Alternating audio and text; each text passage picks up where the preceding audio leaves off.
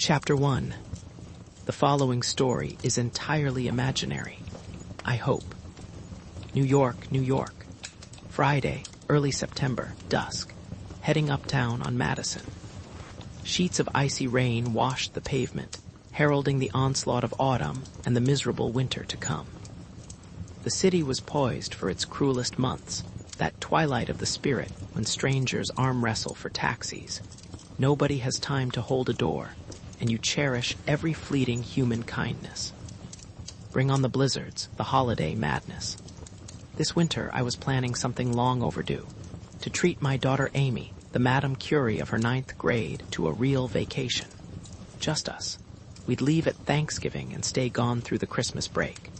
She got to live with me 3 months a year, and December was by God going to be one of the months. School. She'd already skipped a year. Maybe she was a little too fast-track for 13. Since Joanna, my ex, had already lined up her own holiday excursion, Amy, the spy, claimed it was with some divorced Tishman VP. She hadn't bothered inventing the usual roadblocks. Clear sailing. We'd open the house down in St. Croix and spend a month getting reacquainted. Work on the tan and some postgraduate snorkeling, a strategic move while I still enjoyed a small sliver of her attention. Before a certain, totally terrific skateboard virtuoso finally got around to noticing her. Only a couple of jobs needed finishing, but they'd be wrapped up with weeks to spare. That night, in truth, had its moments of nostalgia. The destination was Sotheby's auction house, a place where Matthew Walton was greeted by name at the cashier's window. Home away from home for obsessive collectors. I leaned back against the vinyl seat of the checker, letting the rhythm of the streetlight halos glimmer past, and reflected on all those happy nights I'd made the trek with Joanna. She'd had no real interest in my collecting hobby, Japanese samurai swords and armor, but she was always a decent sport about it. Besides, she had her own passions, while I was agonizing over long blades and short blades. She'd sneak off and browse for something French and 19th century and expensive. Fact is, I'd usually plan ahead and have something of my own on the block just to pay for that little sketch or print she suddenly had to have. Out of habit, I'd even shipped up a couple of mistakes for the auction this evening, a hand axe and a lacquered metal face guard. Though tonight's sale had only a few odd items in my specialty, the slim offerings actually suited the occasion. It left the evening open, time for the real agenda getting things rolling with a new client who'd inexplicably handed me a job as simple as it was strange. The man, name of Matsuo Noda, had rung all the way from Japan Friday before last, introduced himself in generalities, then declared he had a pressing legal matter requiring both speed and confidentiality. Inquiries had led him to me. Would I have time to help him locate an office building to buy? He claimed he was head of a Kyoto consulting outfit that called itself Nippon, Inc., and he was looking for something in Midtown, 70 million range. Honestly, I couldn't quite believe he was serious at first. Why this job? Just a little legwork, really, for somebody he'd never even met. I could swing it, sure, but now that Japanese investors were snapping up U.S. property right and left, who needed some ex-Texan turned New York lawyer knocking around, there was no rational reason to engage a corporate attorney. Out of curiosity, why aren't you working through one of the Tokyo firms here in New York? Say, Hyro Real Estate or KG Land. Surely they could. Mr. Walton, he interrupted smoothly but firmly, allow me to say I have my reasons. May I remind you I stressed confidentiality. Merely asking. I took a deep breath. The connection was distorted, a high-pitched hum in the background, as though he wasn't using commercial phone lines. If you want, I can look around and see what's on the market. And in the meantime, how about sending along a prospectus, just for the file? Assuredly, he said, and I do look forward to working with you. After a few more polite nothings, he abruptly closed out the call. Peculiar. That wasn't how the Japanese road show usually did business. From what I'd seen, Tokyo invests very cautiously and deliberately, sometimes researching a deal half to death. I momentarily wondered if it wasn't just one of the jokers from my old partnership pulling my leg. He was real enough. A brochure arrived by overnight air, bound in leather, with a flowery covering letter. 2 problems. Most of the thing was in his native tongue, and what I could read didn't tip his hand. From the looks of its public disclosures, Nippon, Inc. was merely some kind of money manager for Japanese investment banks. It had almost no assets of its own.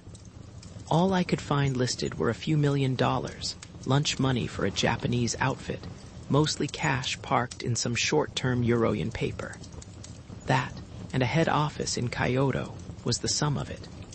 What's more, Noda only worked with Japanese banks and firms. No foreign clients. So why did this man suddenly require space in New York? An entire building. I honestly couldn't figure it. On the other hand, with any luck, the whole deal probably could be put together with a few phone calls. By way of introduction, let me say that I worked, technically, as a straightforward attorney at law. I say technically because I was, in fact, a freelance defensive back in the corporate takeover game, which these days is anything but straight. You'd have to go back to the roaring 20s to find so many creative screw jobs. Some people are drawn to power. Guess I'm more attracted to the idea of occasionally whittling it down to size. So when some hotshot raider found a happy little company whose breakup value was worth more than the current stock price, then decided to move in and grab it, loot the assets, and sell off the pieces, one of the players apt to end up downfield was Matt Walton. For reasons that go a long way back. I like to break up the running patterns of the fast buck artists. It's a game where you win some and lose some. The trick is to try and beat the odds, and I suppose I'd had my share of luck. Give you a quick example. Back in the spring, a mid-size cosmetics outfit called me in as part of their reinforcements to fight an avaricious rape, better known as a hostile takeover, by one of their biggest competitors. After looking over the balance sheet and shares outstanding, I suggested they divest a couple of unpromising consumer divisions, namely, a male fragrance line that made you smell like a kid leaving the barber shop, and a feminine hygiene product that could have been a patent infringement on Lysol, and used the proceeds to buy back their own common shares. We also threw together a poison pill that would have practically had them owning anybody who acquired more than 20% of their stock. Our move scared hell out of the circling vultures and reinforced my reputation on the street, unduly harsh, I thought, as a give-no-quarter son of a bitch.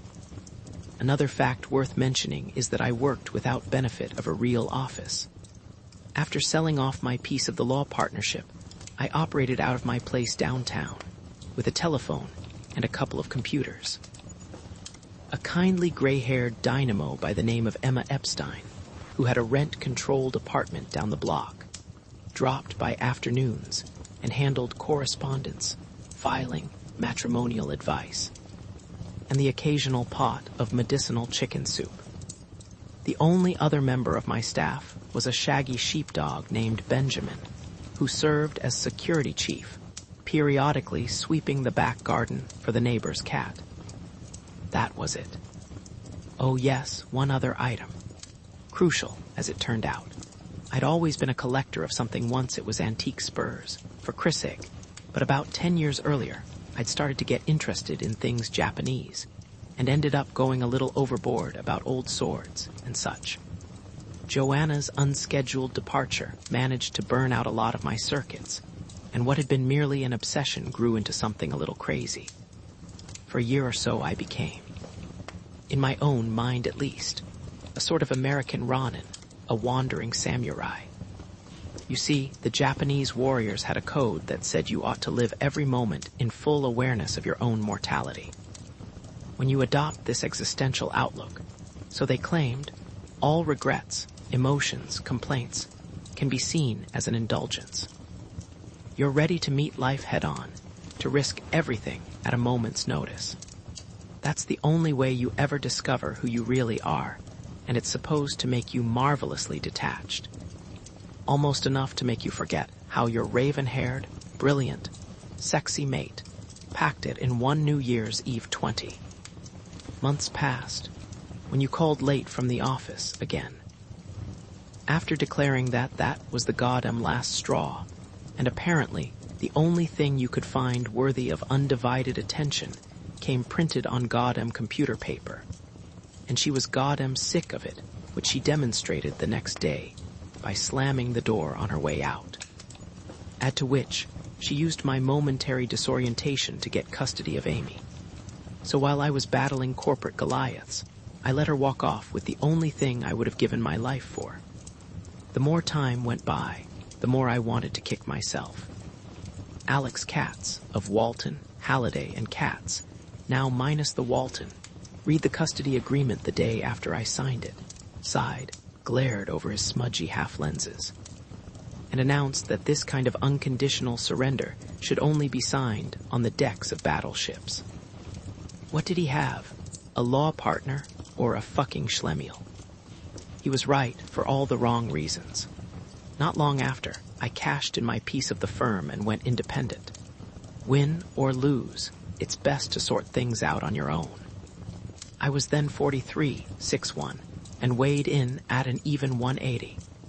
There were a few lines on the face and several more on the psyche, but the sandy hair was mostly intact. And I could still swim a couple of miles, if absolutely essential. Maybe there was still time for a new start. Part of that therapy was going to be our trip. Perhaps I should also add that I'd had a brief, rebound fling, for what it was worth. The lady was Donna Austin, a name you'll recognize as belonging to that irrepressibly cheerful personalities. Host on what Channel 8 likes to term its evening news. She'd called about a segment on the subject of the cosmetics company takeover, then very much in the local press, and I'd said fine. She ended up downtown, and soon thereafter we became an item. She was the closest I'd had to a girlfriend, and at that it was mostly an on-again, off-again thing, which terminated in an event reminiscent of the Hindenburg's last flight. In the aftermath, I went back to chatting with Amy every day on the phone, putting together stock buyback packages, and collecting Japanese swords. Anyway, while the cab waited for a light, worn-out wiper squeaking, I fumbled around in my coat pocket and extracted the meishi, the business card, one side in English, the other Japanese, that had been included with Noda's letter. He'd personalized it with a handwritten note on the side with English print. Now, I'd kept track of the new Japanese investment heavies in town Nomura, Daiwa Nikko, Sumitomo, since you never know when a corporation might need some fast liquidity. They were starting to play hardball, and these days, with all that cheap money back home, they would underbid a 9-figure financing deal before Drexel Burnham could spell junk bond. But Nippon, Inc. Never heard of the outfit. Well, I thought, you'll know the story soon enough. The driver had just hung a right on 57th and was headed east toward York Avenue. I'd called that afternoon to lower the reserve on one of my lots, and had been told that, because of some union squabble, the preview would continue till just before the sale, now scheduled to kick off at 8:30. It wasn't quite 7 yet, so we would have at least an hour to run through my list of prospective buildings. As the cab pulled up next to the chased glass awning, I took a deep breath, shoved a 10 through the plexiglass panel between the seats, and stepped out. While the battered checker, lamented remnant of a vanishing species, squealed into the dark, I unbuttoned my overcoat and headed up the steps. A few grim-faced patrons milled here and there in the lobby, but nobody looked familiar. There was even a new girl at the desk by the stairs. Ash blonde and tasteful smoked pearls, pure Bryn Mawr art history. A class act, Sotheby's.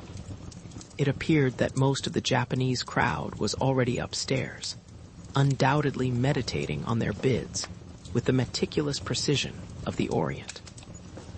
I was headed up the wide, granite steps myself when I decided to check out the downstairs one last time.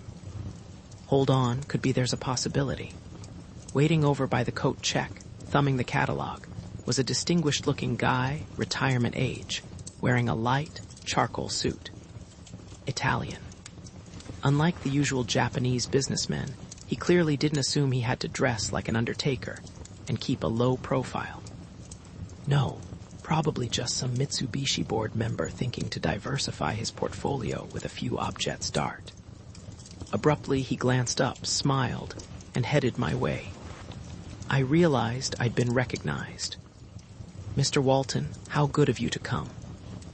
After a quick bow, he produced his card, a formality that totally ignored the fact he'd already sent me one. As convention required, I held it in my left hand and studied it anew while I accepted his hearty American handshake. "It's a pleasure to meet you. At last." At last, I let that puzzler pass and handed over a card of my own, which he held politely throughout our opening ritual, then pocketed. Noda had a mane of silver hair sculptured around a lean, tan face, and he looked to be somewhere between 60 and 70. Though his dark eyes were caught in a web of wrinkles that bespoke his years, they had a sparkle of raw energy. He moved with an easy poise, and the initial impression was that of a man eminently self-possessed. He had that sturdy, no-nonsense assurance usually reserved for airline pilots. If you had to entrust somebody with your wife or your life savings, this man would be your pick. Well, my new client's a mover, I told myself. All the same, I accepted his hand with a vague twinge of misgiving. What was it? Maybe something about him was a little too precise, too calculated. "Mr. Walton, permit me to introduce my personal consultant." He laughed, a slight edge beneath the charm, and more wrinkles shot outward from the corners of his eyes. "I always seek her approval of major acquisitions, particularly those of the high-end period, her specialty." He turned with what seemed obvious pride and gestured toward the tall Japanese woman standing behind him. I'd been so busy sizing him up I'd completely failed to notice her. I must confess she is, in fact, my niece. I suppose that ages me. Another smile. "You may possibly be familiar with her professional name, so perhaps I should use that. May I introduce Akira Mori?" Who, I stared a second before the face clicked into place. And the name. They both belonged to a well-known commentator on Tokyo television. Only one slight problem. Her specialty had nothing to do with art. "Hajime Mashite. How do you do, Mr. Walton?" She bowed formally, and I noticed, with all the warmth of an iceberg. No surprise I knew her opinion of Americans. She did not bother meeting my eye. She looked just as I remembered her from the tube. A knockout. Her hair was pulled back into a chignon, framing that classic oval face, and her age was anybody's guess, given the ivory skin and granite chin. She was wearing a bulky something in black and deep ochre by one of the new Tokyo designers. For some reason, I was drawn to her fingernails, long and bronze. The parts, a mixture of classic and avant-garde, did not seem of a piece. The kind of detail you didn't notice on the TV. But there was something more important than her looks. I'd been to Tokyo from time to time for various reasons, and I'd heard a lot of stories about this lady. Fact is, you didn't have to be Japanese to know that Akira Mori was easily Japan's most listened-to money analyst. You've probably seen her yourself in snippets of that weekly chat show she had on NHK, which used to get picked up by the networks here when they needed a quick 30 seconds on Japan This Week, or such. Her ratings had little to do with the fact she's a looker. She was, talk had it, an unofficial source for official government monetary policy. Akira Mori always had a lead on exactly what was afoot. from the Bank of Japan to the Ministry of Finance, even before the Prime Minister broke the news. Miss Maury, whoever the hell she was, had some very well-placed friends. Tell you something else. She didn't go out of her way to find flattering things to say about how Uncle Sam handled his bank book these days. Her appearance here made Noda's unorthodox office plans even more perplexing. We both appreciate your taking time from your schedule to meet with us. He bowed again. We've been looking forward to having you join us at the sale. While Akira Mori appeared to busy herself with a catalog, Noda and I got things going with that standard formality preceding any serious Japanese professional contact. Meaningless chat. It's how they set up their ninjin kankei, their relationship with the other guy. And it's also the way they fine-tune their han, their gut feeling about a situation. Any greenhorn foreigner who skimps on these vital niceties runs the risk of torpedoing his whole deal. In response to my pro forma inquiries, Matsuo Noda declared he liked New York, had even lived here for a while once, honestly found it less hectic than Tokyo, usually stayed these days at the Japanese hotel down on Park, but sometimes picked the plaza when he needed to be closer to Midtown. He adored La Grenouille and thought La Chalipe overpraised. When I pressed him, he declared his favorite Japanese place to dine was Nippon. Over in the East 50s, maybe he merely liked the name, but it was my pick as well. After he had in turn solicited my own views on Sotheby's, a couple of the galleries down Madison, and various North Italian eateries, he suggested we go on upstairs and preview the lots. All the while Miss Mori appeared to ignore us, standing there like a statue of some Shinto goddess, except for the occasional tug at her dark hair. Maybe she didn't give a damn about this obligatory small talk, thought it was old-fashioned.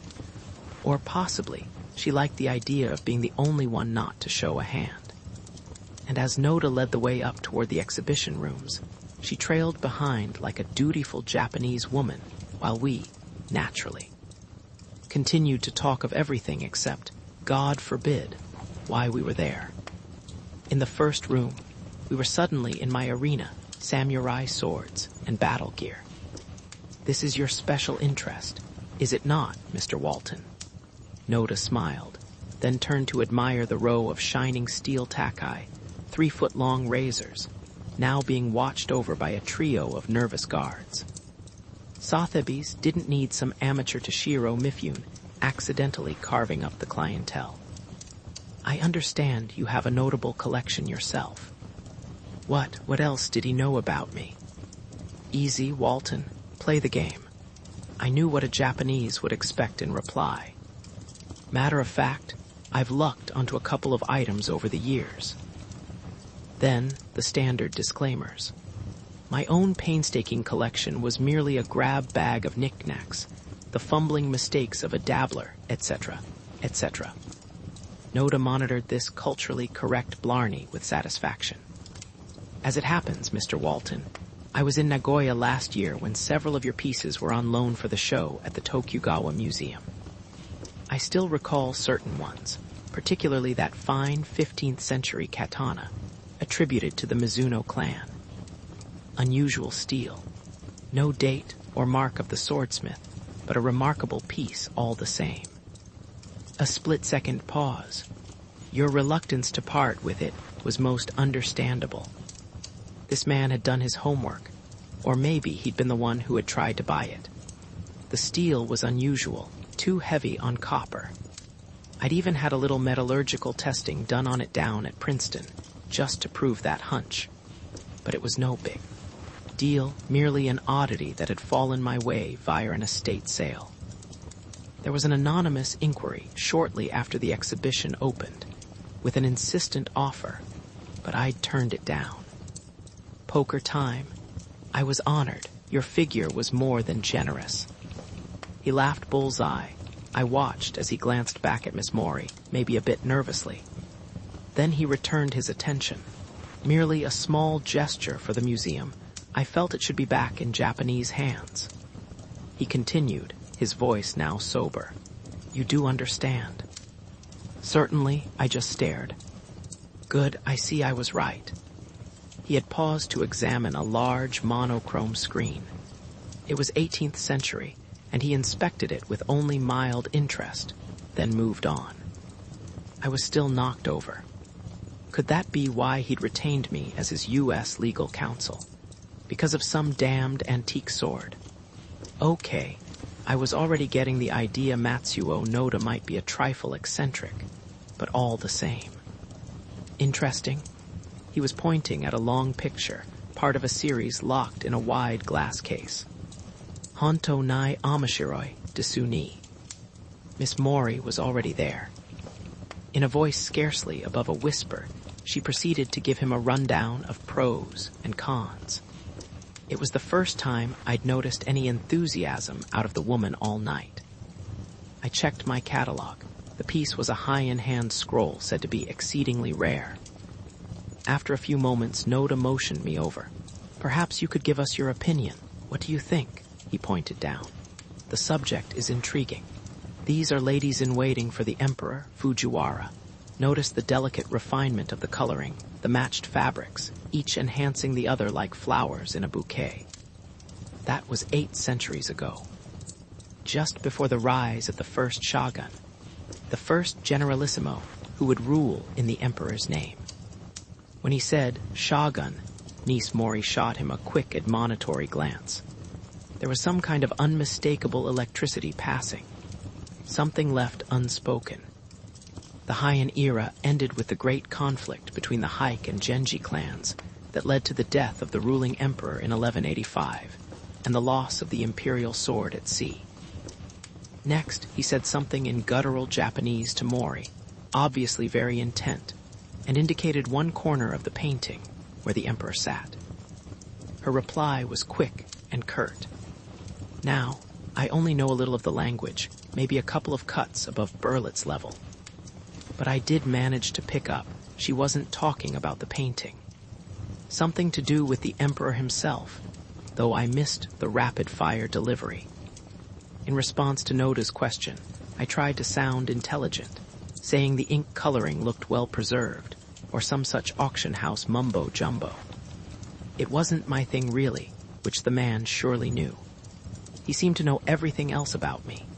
After he listened politely, they switched back to Japanese and finally settled on a bid. I watched as she marked it in the catalog low 6 figures. Walton, I thought, you're dealing with a pair of heavyweights. By then, I'd decided not to bother bidding on anything. There were too many curious twists, not to mention the building deal.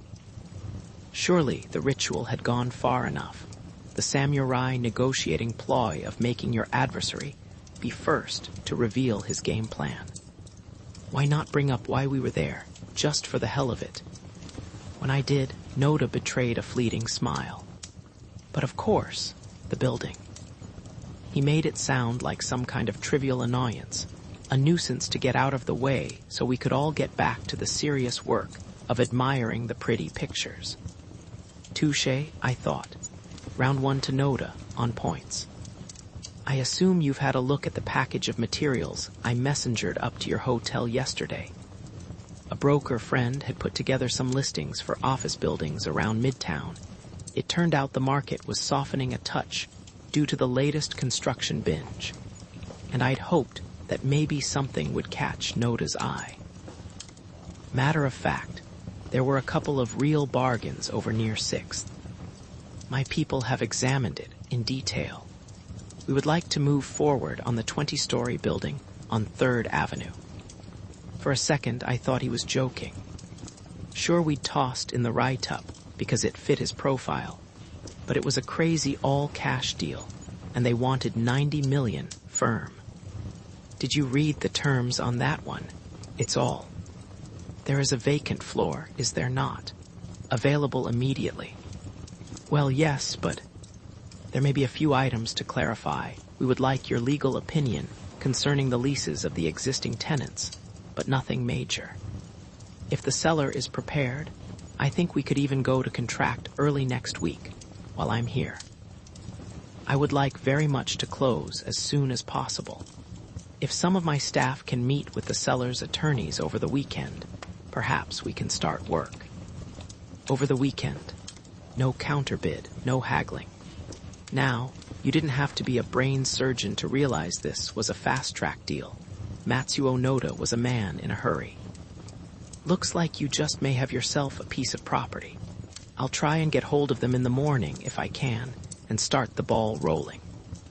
Excellent. He hesitated a moment, as though framing his words, then continued. But in fact, Mr. Walton, we'd actually wanted to meet you tonight for an entirely different purpose. I'd hoped we might be working together on, well, some additional matters. Something else. As you might surmise, we are not enlarging our presence here to no purpose. Tonight, I wanted to tell you something about the objectives of Nippon, Incorporated, and then let you decide if what we propose merits your participation. Your financial expertise could make you a great asset to us. Hang on, I thought. This thing is starting to go a little fast. What do you have in mind? First, let me say you are a man I have long admired. Your style is not unlike my own. We both understand the importance of moving cautiously, of keeping our adversaries off guard. Most of all, there is a rigorous discipline about your work. That is the style of Bushido, the way of the warrior. He smiled, and his tone lightened. I think we could cooperate very effectively. Already I was wondering whether I really wanted to cooperate any further with Matsuo Noda. Something about the man and Miss Mori made me very nervous. Besides, I was trying to finish off work now, not begin more. But he'd found out the one line that would keep me listening. He'd somehow discovered I was a deep admirer of the old-time military strategists of the East, such as Sun Tzu and Miyamoto Musashi. Like a hostile takeover bid, the ancient Japanese way of combat was ritualized as mounted warriors rode out, announced their lineage to the SEC, then matched up with men of equal renown. The samurai prized flexibility over brute strength. They had steel swords that handled like scalpels and body armor that was a woven mesh of lacquered iron scales laced together in rows to create a fabric of metal. Those weapons and armor made for agile movement, easy feints, fast changes in strategy, all trademarks of mine, on the corporate takeover battlefield. As a result, I fancied myself some kind of samurai too. The question was, how did Noda know this? For some reason just then, I glanced over toward Akira Mori. She appeared to be studying a scroll with the detachment of a Zen monk in Zazen meditation, but she wasn't missing a syllable. Care to run through whatever it is you have in mind? I indicated one of the ottomans along the side of the room, now clearing as bidders rose to go inside. I watched as the dark-suited Japanese businessmen filed past, none with Noda's sense of style, and noticed that several seemed acquainted with him, pausing to offer obsequious bows. With pleasure, he settled himself. Mori, now looking over some screens, still didn't elect to join us. First, may I presume you already know something of Nippon, Inc.? No more than what I gleaned from that package you forwarded. Almost nothing, really. He laughed, a flash of even teeth. Perhaps I should be pleased. These days, too much visibility in the U.S. can sometimes stir up friction. Your prospectus indicated you help banks manage capital, so I assume you're looking to enter the financial picture here. That was the funny part, recall. There was no indication of any U.S. action in his prospectus. Yet I knew that, overall, Japan's U.S. investment, private and public, was in the tens and hundreds of billions. Pension funds and industries were building factories, financing corporations, snapping up treasury paper. Japan had become a major source of fresh money for the U.S. and for the world. But Nippon, Inc. wasn't one of the players. Yes, we intend to be concerned, initially, with the position of Japanese capital in the U.S. We are particularly interested in the matter of Treasury debentures. That was what anybody would have figured. Just that week, the journal had noted that Japanese investors were expected to cover half of our Treasury overdrafts for the year. They were advancing us the bucks to keep up that spending spree known as the national deficit. They sold us Toyotas. We sold them federal IOU, using the proceeds to buy more Toyotas. In effect, they were financing the good life, supplying us the revolving credit to buy their cars and DVDs and semiconductors. Treasuries always make a lot of sense. I picked up the thread. Full faith and credit of the U.S. government, all the rest. Quite so, Mr. Walton. But since all things are theoretically possible, over the past few months, I've undertaken a small program through subsidiaries of Nippon, Inc., to begin cushioning Japan's exposure in your Treasury market somewhat. He paused. Now that my effort may be expanding significantly, I was wondering if perhaps you might consent to serve as our American agent in that endeavor. For a second, I didn't grasp what he was driving at, probably because my involvement seemed totally unnecessary. Surely, he realized treasuries were bought and sold here every day on the open market through dealer banks. No big deal. Why bother hiring a middleman? I can make this quick.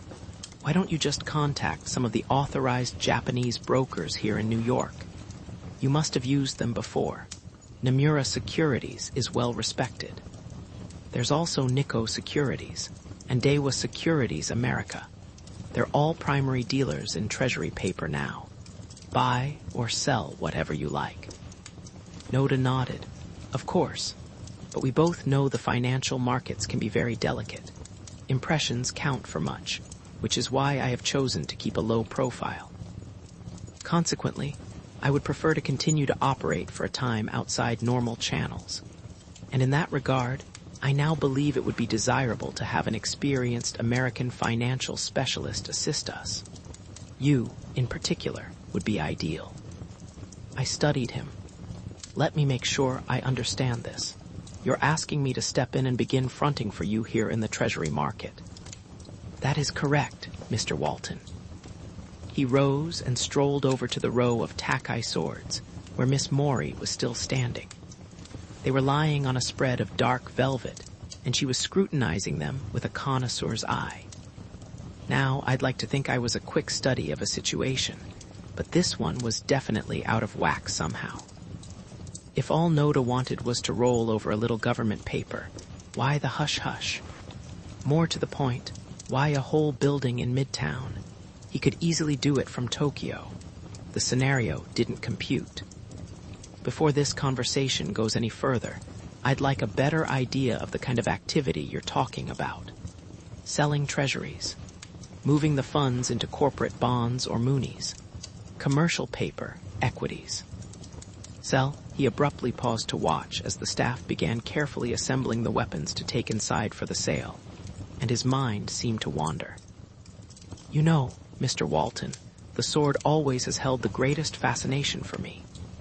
To make one of these, layers of steel of different hardnesses were hammered together like a sandwich, then reheated, hammered out, folded again and again, until there were perhaps 1,000,000 paper-thin layers. He pointed to one of the long blades now glistening in the light. You cannot see it, of course, but they used a laminate of soft steel for the core, harder grades for the cutting edge. And whereas the edge was tempered quickly to preserve its sharpness, the core was made to cool very slowly, leaving it pliant. He suddenly smiled with what seemed embarrassment and turned back. I take great inspiration from the sword, Mr. Walton. The man holding one must learn to meld with the spirit in the steel. He must become like it. What better than to meet the world with your hardest surface, yet maintain an inner flexibility, able to bend to circumstance as the need may arise. He stood a moment, as though lost in some reverie, then chuckled. Sometimes I do tend to go on and on. I believe it was selling you asked about. The fact is you would not be actually selling treasury obligations. Then what?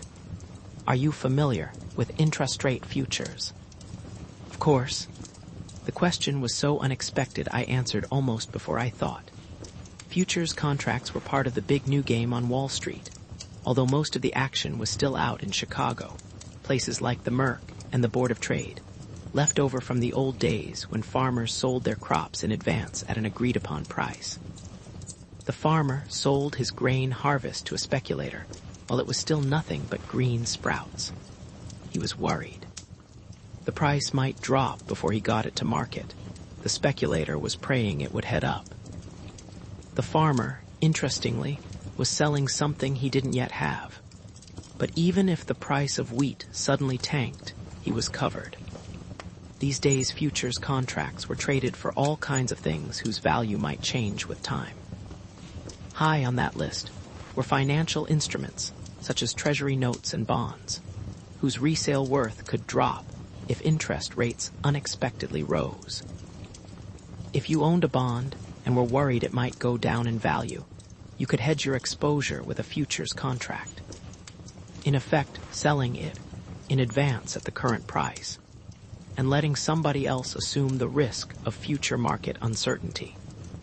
Modern finance being the marvel it is, you could even sell bonds you didn't own, just like the farmer's non-existent grain. The Wall Street crowd called this a naked contract, since you were obligated to go out and acquire that bond in the open market on the day you'd agreed to deliver it, even if the price had skyrocketed in the meantime. Or you had to try and buy back the contract. Of course, you were betting that price would go down, letting you pocket the difference. Pious spirits on the futures exchanges called these deals high finance and risk hedging. They operated, however, remarkably like legalized gambling.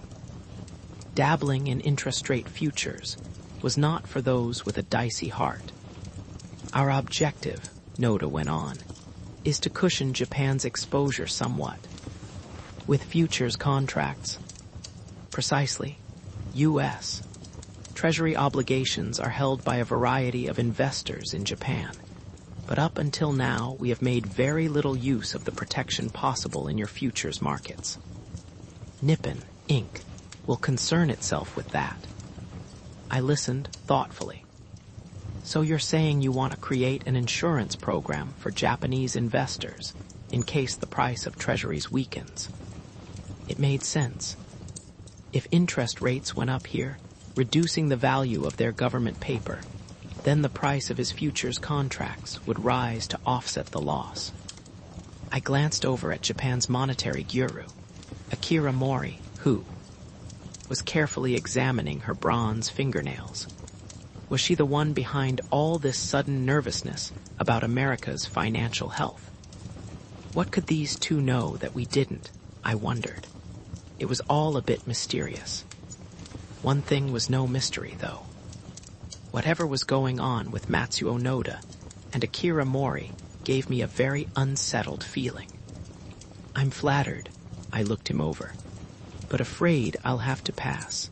This fall I plan to take off for a while and catch up on some personal matters that...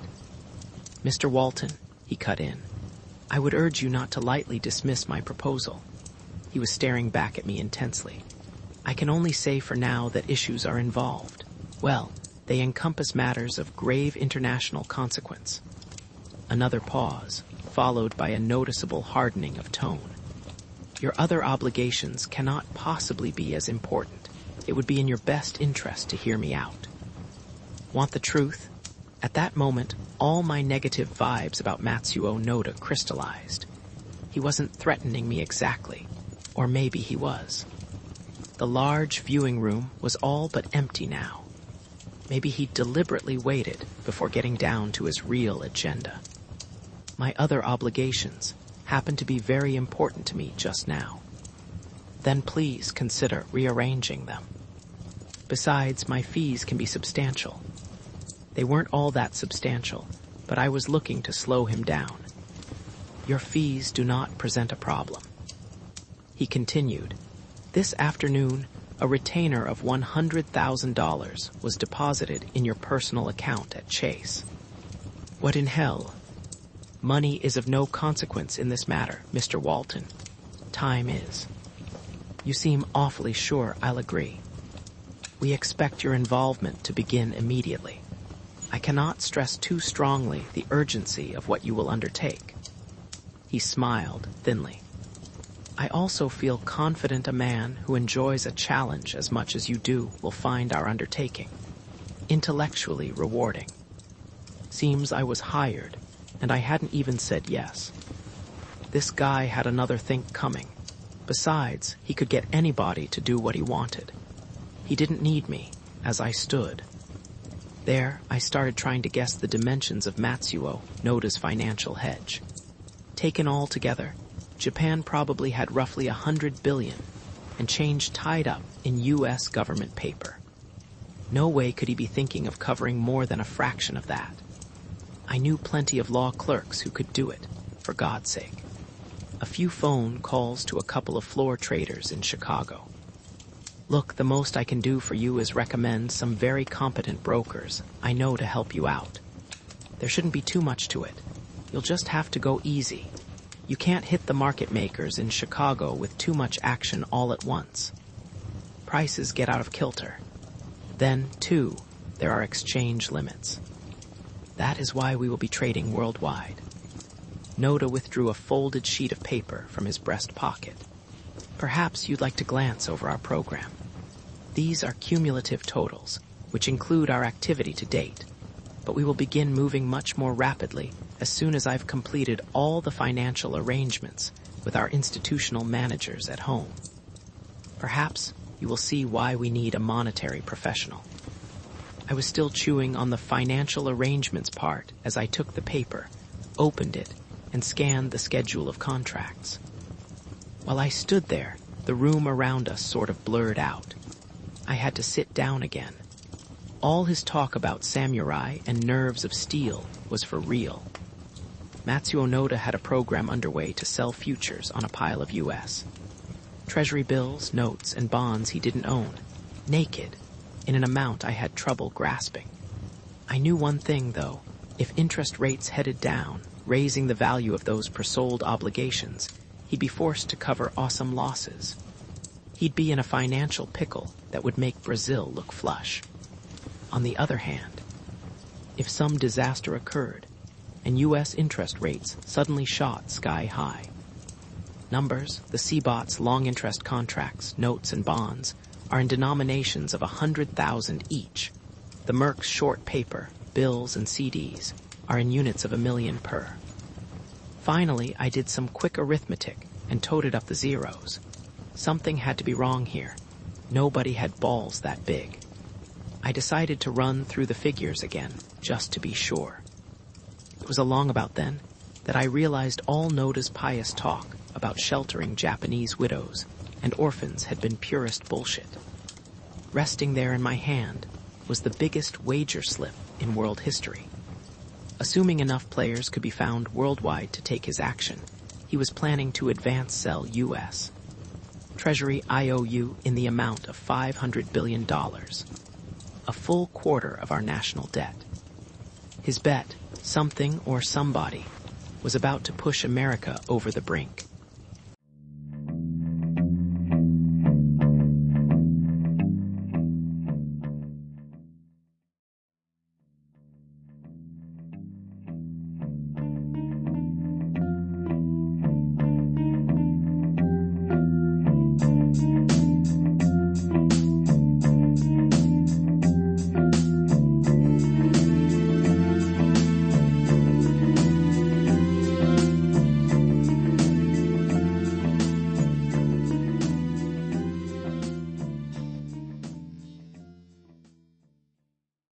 Chapter 2.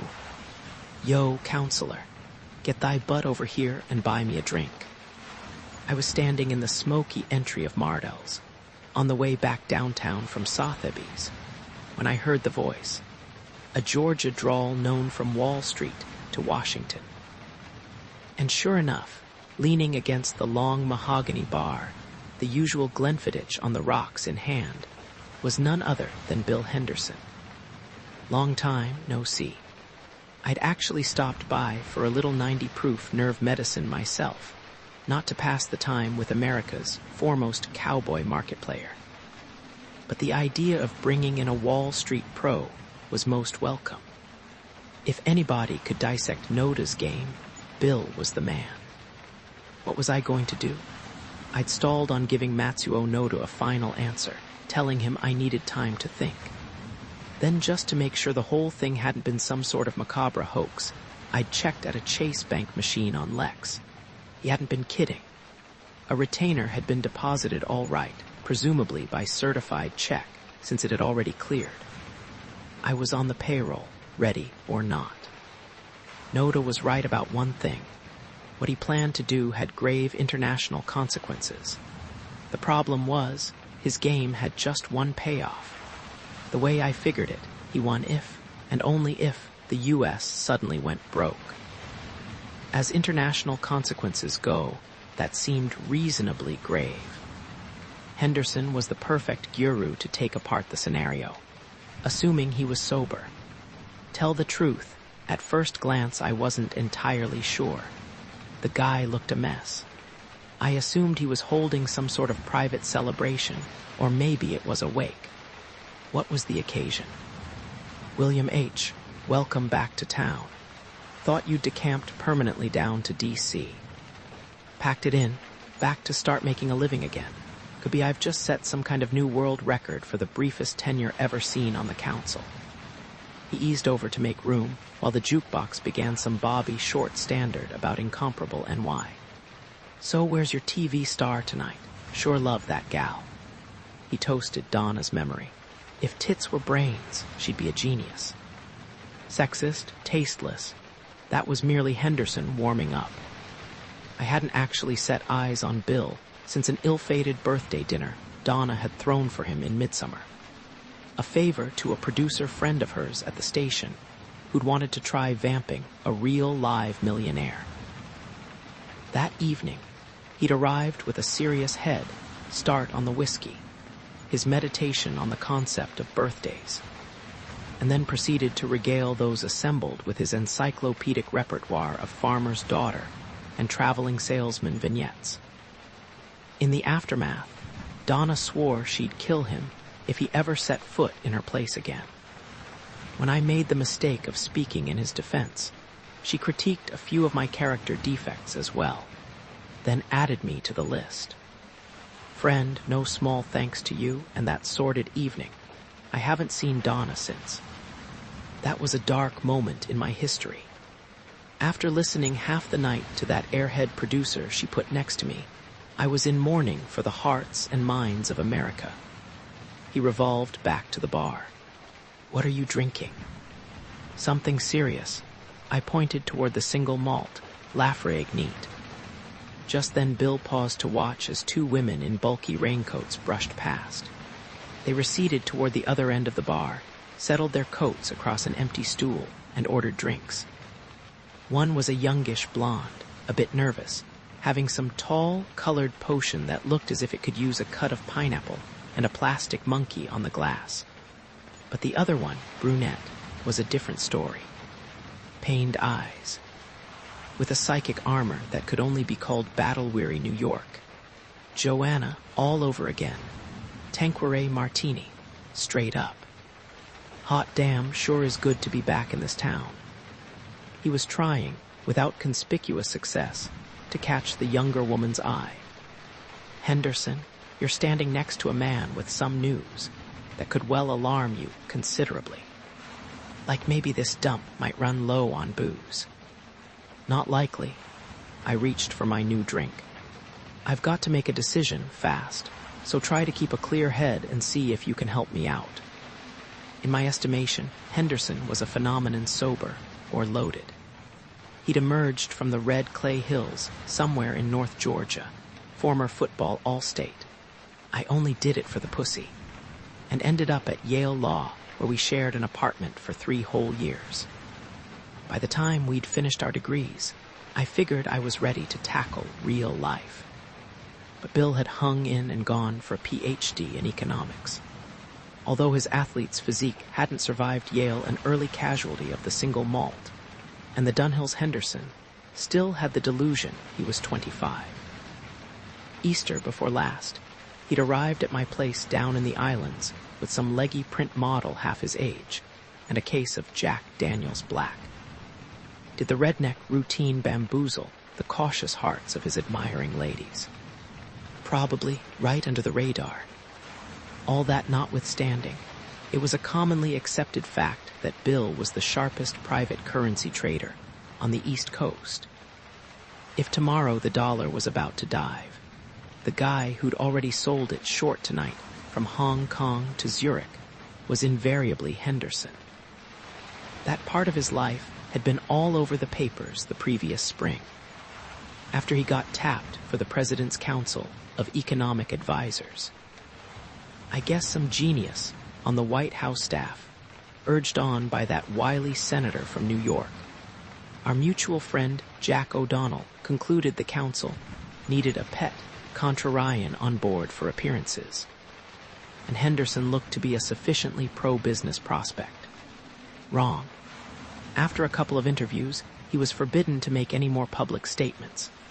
He'd failed to grasp that the national interest required fantasy forecasts just before elections. Bill may have been a master of subtlety when he was trading, but otherwise he tended to call a spade, or worse. "What's up?" He was about to punt with the blonde after one last try. "Maybe you'd better go first." I took a sip, savoring the peaty aroma. Let Henderson decompress in his own good time, then sound him out on Noda's chilling proposition. "What are you doing here?" "Call it modesty and discretion." He turned back. These were not, as you might infer, the first descriptors that leapt to mind whenever I thought of Bill. "Care to expand?" He slid his hand across the bar, extracted another Dunhill from its red pack, and launched a disjointed monologue, starting with the goddamn traffic in D.C., then proceeding to ditto coming in from LaGuardia. All this time his cigarette had been poised in readiness. Finally, he flicked a sterling silver lighter, the old-fashioned kind, and watched the orange flame glisten off the mirror at our right. "So, old buddy, that's it. All the news that's fit to print. History will record this as the moment yours truly bailed out. I figure it like this. If I can't read the signals myself these days, what in hell am I doing giving advice? Time to hit the silk. Get back to making a living. Don't know how long this circus is going to last, but I figure we'd all better be saddled up and ready to ride, just in case." As it happens, self-proclaimed ignorance was a crucial ingredient in Henderson's deliberate country boy camouflage, designed to disarm the city slickers. I estimated the professional dirt farmer next to me, Armani double-breasted and gold Piaget timepiece, was now worth about $40 million, including a chunk of an offshore bank. Yet for it all, he still liked to come across as though he'd just moseyed in, and wished somebody would help him through all this fine print. "Don't bullshit me, Bill." I toyed with my drink. "What you're really saying is you couldn't get anybody else to agree with you." Have to admit there were a few trifling differences of opinion about the direction things are headed. He positioned his Dunhill in the ashtray and washed his throat with more scotch. You can't cover up the fundamentals with cosmetics. Things like a megabillion trade shortfall, a debt nobody can even count, and a dollar that don't know whether to fish or cut bait. Worst of all, we're still selling the suckers of the world more funny-colored paper than Tsarist Russia did. There ain't no quick fix for this one. He took another sip, then turned back. But fuck it. Remember that old saying I used to have about being a lover, not a fighter.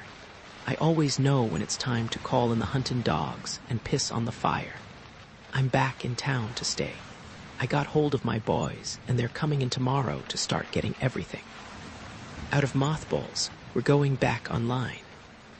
As anybody who knew Bill was aware, he'd installed a massive computer bank in the converted maid's quarters of his Fifth Avenue apartment, hooked to the major futures exchanges and financial markets around the world.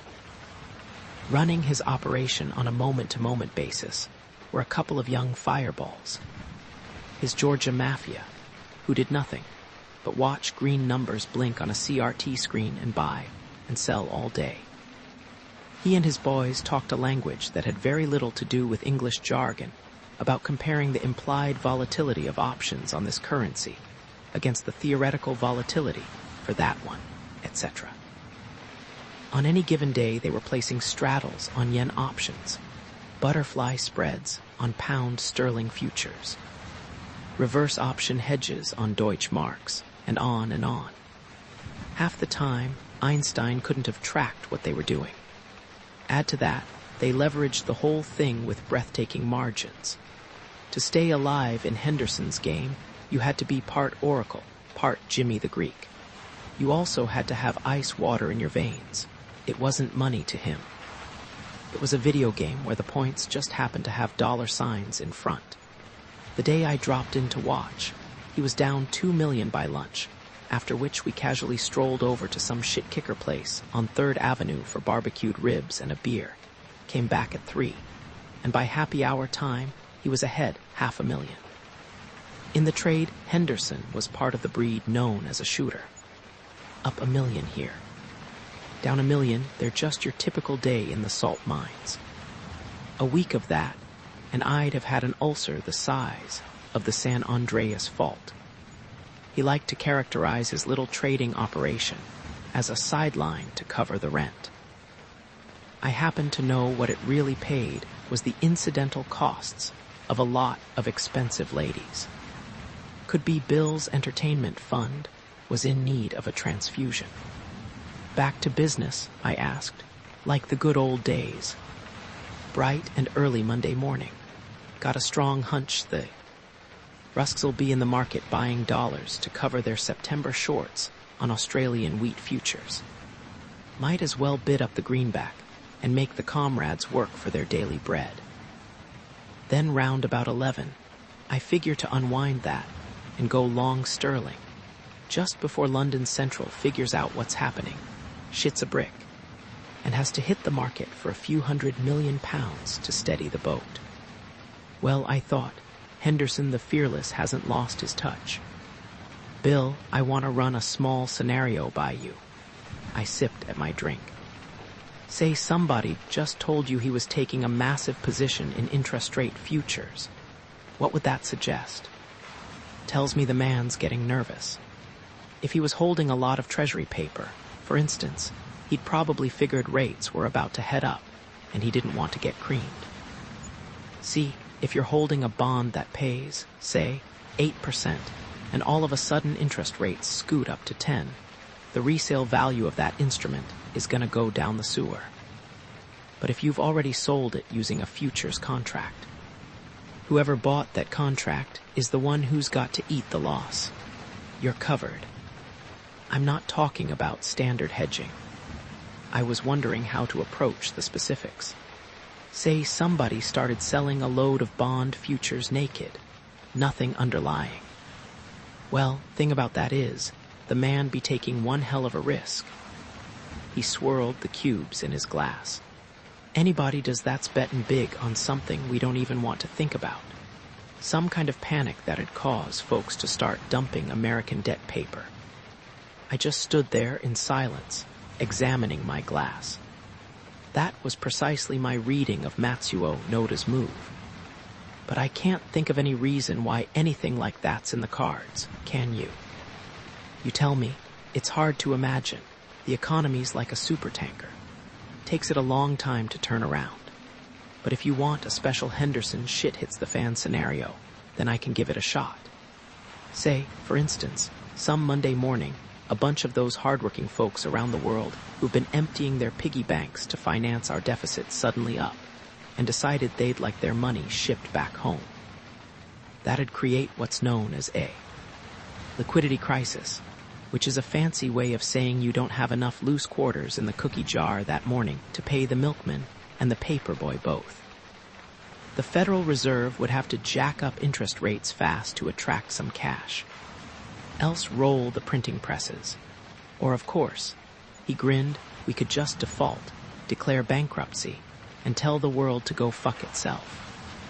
Nobody would possibly let it go that far, right? I toyed with my scotch. Particularly Japan. We owe them more money than anybody. Wouldn't look for it to happen. Remember, though, right now the U.S. Treasury's out there with a tin cup begging the money to cover its interest payments. If the national debt was on master charge, they'd take back our card. So let some of those Japanese pension funds who are shoveling in money start getting edgy, or the dollar all of a sudden look weak. And you could have a run on the greenback, that'd make the bank lines in 29 look like Christmas Club week. That's thinking the unthinkable. Damned well better be.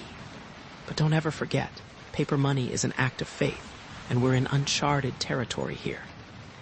Never before has the world's reserve currency, the one everybody uses to buy oil and grain and what have you, belonged to its biggest debtor nation.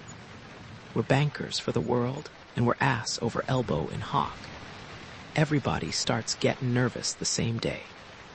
And the bankers on this planet could be back to swapping shells and colored beads. Offhand, I'd say that's pretty implausible. And I agree.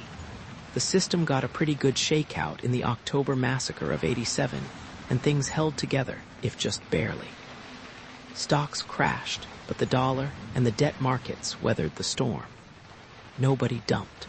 Japan doesn't want its prime customer to go belly up. Who else is gonna buy all that shiny crap? I studied my glass again. If Henderson, who had pulse feelers around the globe, wasn't worried, then maybe Matsuo Noda was just a nervous, spaced-out old guy. A Looney Tune with an itch to gamble. Funny, though, he appeared the very essence of a cool-headed banker. About then, the two women across the bar waved for their check and began rummaging their purses. Sadly enough, the brunette had done everything but send over an engraved invitation for us to join them. She and I had looked each other over, and we both knew what we saw. The walking wounded. It made me pensive. More and more lately, I'd begun to wonder about the roads not taken, the options that never were. What if all our lives had started out differently? Where would you be? Where would I be playing lawyer now, or maybe driving a cab? It was the kind of wool-gathering that drove Donna Austin insane. It was on my mind that first afternoon I met her, when she brought her sound guy down to record some voiceovers to use with shots of the house. She made the mistake of asking for a little background, so I decided to go way back and give her the big picture. It turned out to be a little kinky for the 6 o'clock news. I suited the tale by telling her about my father, once a rig foreman in the oil patch out around Midland, Texas. I was still a kid when he started tinkering around weekends with drill bits out in his shop, and I was no more than about 10 when he came up with a new kind of tip. Turned out it could double the life expectancy of a bit, not to mention the life expectancy of a lot of roughnecks who had to change them every few hours. He patented the thing, and next thing you knew, he was president of Permian Basin Petroleum. Your father was a successful inventor. She'd set her tab down on the living room table and perked up. Here was some color for her profile. More than that, the man was a believing capitalist. Was she really going to understand the significance of what happened? You see, since no banker would risk loaning out venture capital back in those days, he had to take PBP public. He needed money so badly he sold off 60% of the company. Like those entrepreneurs who created home computers in their garage. She brushed at her carefully groomed auburn hair. Maybe here was her hook, the grabber. Close. He took the money, several million, and started production. And guess what? The bit he'd invented was too good. Next thing you know, another outfit that will remain nameless here came along and infringed on the patent, saying sue us, which he began trying to do. But since they were already tooled up to manufacture, they undercut his prices and drove PBP's stock down to zip. Then came the kill. They staged a hostile takeover, and since PBP now owned the patents, not him axed the lawsuit. Buy company. How does this story relate to what you do today? She was checking her watch, no longer overly engaged. Well, by the time all this happened, I was off studying engineering at the University of Texas. But when I graduated, I decided to do something else. I headed for Yale Law. If you can't lick M, join M. Something like that, Mr. Walton. Not exactly, Miss Austen. I wanted to find out if the Bible's right, that guys who live by the sword better be ready to die by the sword. After the sheepskin, I shopped around and found the Manhattan law firm that handled the biggest oil field service outfit in the country, then applied to that firm's corporate department. A couple of years, and a lot of memos later, our oil field client somehow got the idea they ought to go vertical, acquire their own source of equipment. Next, I ran some numbers and showed them how profitable it would be to acquire a certain tool company that now owned the patent on a terrific drill bit. Of course, it would require a hostile buyout, but with a little restructuring, they could swing it financially. And I worked nights and weekends for 6 months and personally devised the takeover. By oddest coincidence, when we were through, we decided to strip all that company's overpaid executives of their golden parachutes and dump them on the street. My graduation present to the old man. She rolled her eyes and waved at her sound man to shut off the mic. Mr. Walton, I think our viewers would be more interested in personal stories. What did she want? I wondered. This was the most personal story I had. What do you mean? What I eat for breakfast? I do personalities. She looked around the living room. Are you married? I was. On came the tape, but she didn't get what she wanted. Joanna wouldn't appreciate being critiqued on Channel 8's evening news, and Amy would have killed me. So I just plunged ahead and finished off the other saga. There's a bit more to this intimate bio. Guess I'd seen enough quick money in the oil business that I'd forgotten you were supposed to be impressed by it. Or maybe I just never mastered the art of kissing my elders' asses convincingly.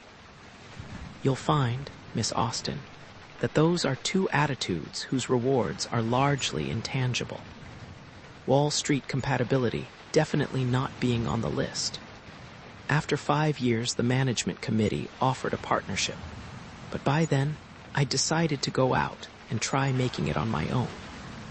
Be my own man. She waved the sound man off again. You mean you quit? Couldn't have said it better.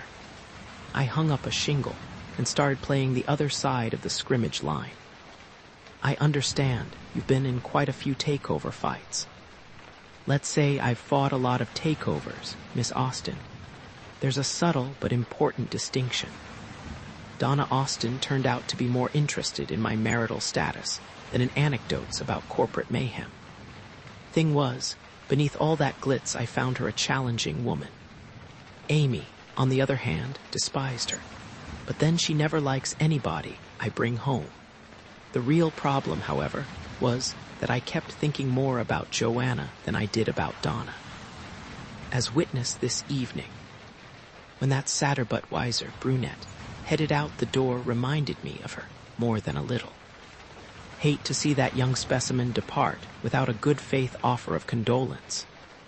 Henderson was wistfully eyeing the young blonde, definitely his type. Trouble is, I couldn't locate the equipment tonight with a compass and a search warrant. He hoisted his glass, then turned back and reached for another Dunhill. So tell me what brings you uptown.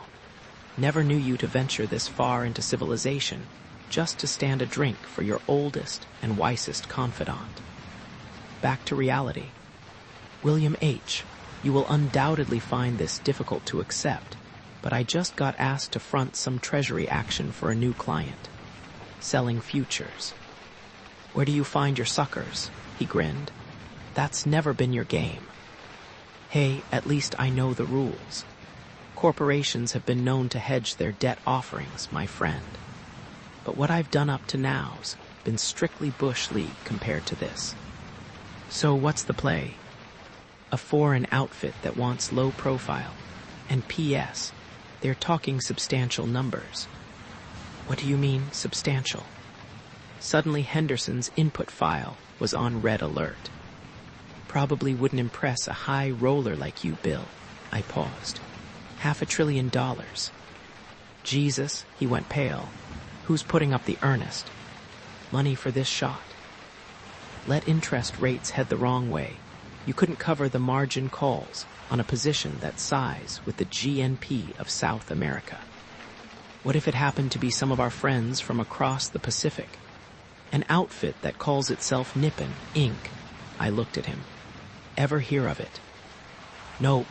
He just stood there, examining his drink, as though it suddenly had acquired an enormous insect. But you've got a surefire knack for really messin' up an evening. I guess this is what's meant when people talk about the big time. Christ almighty. Tell you one thing, that's a hell of a number to put on the table. I'd sure like to see those boys' hand. Maybe somebody's paying to see ours. I finished off my drink and signaled for another. The more I thought about Matsuo Noda, the more I realized I needed it. You know, this half scares the crap out of me. Matt, old buddy, do yourself a favor. Stand clear. Just back away. He was getting more sober by the second. You'd be lifting up some kind of big rock when you don't know what's under it. I never do that. Ironclad rule. Same as I always cut losses at 10% and never let a long position ride over a weekend. And I'll tell you something else. Nobody lays down a bet like that unless he knows the casino's fixed. He paused. I wonder if maybe we oughtn't to give Jack a call. O'Donnell. Low-key, just touch base. Inside word is his finance committee's going to be holding hearings on foreign investment, maybe in a couple of months. Besides, I know for a fact he owes you a few. That was true. Senator Jack O'Donnell was headed for re-election headaches. He was America's corporate nightmare, a former professor of labor law at Columbia who'd gone out and bought some tailored suits, shed 30 pounds, dyed his hair, and actually gotten elected to the U.S. Senate. He was despised on Wall Street for good reason. O'Donnell was the grand inquisitor of the corporate scene, hauling CEO in front of his committee every time he sniffed some new scam to shortchange stockholders. Since we saw eye to eye a lot, I'd made it a point to lean on a few of my clients and come up with some campaign bucks for him, telling them it was good insurance money. Still, if I leaked this to Jack, I'd probably be reading it tomorrow in the Washington Post. Henderson, I can't bring him in. Nobody's talking anything illegal. Still, I'm beginning to think I ought to keep an eye on this from the inside. Matt, you haven't been listening. Let me pass along a major working principle on how to keep your ass intact in this world. Write it down and tape it to your phone. Staying on the sidelines is a position too. That applies to Wall Street, and it damned sure applies to life. He stretched for a Dunhill, then leaned back. Ever tell you about that feisty coon hound I used to have, Redtick I called by the name of Red? Only about 100 times. Red was his favorite sermon text. Well, all Red somehow conceived the idea he was just about the meanest fucker in the county, and he was always out to prove it. Then one night, he made the mistake of treeing a big old mama coon up in this little sycamore we had down by the creek. I heard him barking and raising hell, and I knew I wouldn't get a wink if I didn't go down and see about it. Henderson, Christ, I've already heard this. Well, I'm gonna finish it anyhow, by God. Sounds like you could use a refresher course. He took a drink. Now then, after I made it through the copperheads and briars and got down there, naturally the first thing I did was shine that tree with my light and count the eyes. Turns out that Mama Raccoon had a bunch of her little ones up there too, so she was in a real disagreeable frame of mind. Her eyes were bright red, and I could tell she was. thinking she just might eat herself a smart-ass hound for supper. I tried to explain this to Red, call him off, and get him to come on back up the house. But no, sorry, nothing would do but he had to take her on. So I figured it was time he had a little reality contact. I chunked a couple of rocks, got lucky, and down she tumbled. Next thing all Red knew. He thought he had his ass caught in a brand new John Deere hay baler. I finally had to kick her off him and get her back up the tree before she really got mad. Henderson, I hear you. Listen up, friend. There's a moral. You see, all Red didn't have enough expertise that night to know when to stand off. But I'll tell you one thing. He learned real fast. Next time he chased that particular mama up that sycamore, he took one sniff and just trotted right on back to the house. He sipped again. Every time I come across a tree full of something I don't know about, I remember old Red and just turn around and walk away. I'm taking your warning under advisement. I threw down a 50, glanced at the soundless Mets game on the TV over the bar, and reached for my coat. You damned well better. Henderson, get some sleep. As a friend and colleague, I must in all honesty advise you, you look like absolute hell. I've always valued your candor. He waved for another drink, but I've got some heavy thinking to do. Okay, get home safe. Let's keep in touch. He saluted with his glass. Tell you what, Matt, maybe I'll just do a little sniffing around myself, see if I can't get a fix on what's up the tree. Okay. I was putting on my coat, checking through the window to see if the rain had stopped. Looked like it had. Let's both sleep on it. You do that. He wasn't smiling as I headed out the door. Henderson, who could slumber like a baby when he was down $1 million for the day, didn't look like he had much rest ahead that night. For all my brave talk, I didn't either. Now that the rain was over, I wandered over to Fifth to look at the trees sparkling in the streetlights. And to think, if you're from West Texas, you love to see green things wet. Then I hailed a cab downtown, still with lots of unanswered questions on the subject of Matsuo Noda. What had happened to my country that could make it so vulnerable to the financial shenanigans of a single white-haired foreign banker? Was this what people meant when they talked about the tides of history? Was the free ride over? Back when I was a kid, I'd accepted as an article of faith that America was the greatest, that we were destined to lead the world forever. Was that hubris? Now I had this sinking feeling we were about to begin learning a little modesty.